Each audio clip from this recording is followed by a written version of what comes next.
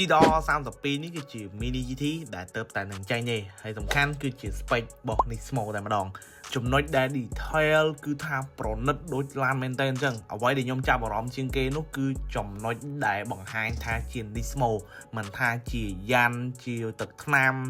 ជាស្លាកលេខហើយនឹងរូបរាងឡានទាំងមូលតែម្ដងនិយាយទៅ R32 នេះក៏ធ្លាប់ធ្វើច្រើនដងហើយជាមួយនឹង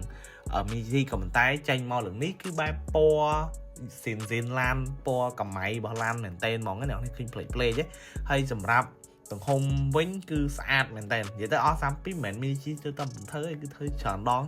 មែនតើនិយាយទៅគឺដូច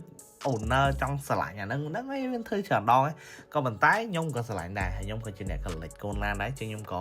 ចាប់អារម្មណ៍ជាមួយនឹង Nissan GTR R32 Nismo របស់ mini GT នឹងមែនតើដែលធ្វើមក detail ស្អាតហើយបើអ្នកនរចង់ទិញកូនឡានហ្នឹងអាចឆានមកក្នុង page កូនឡាន Collection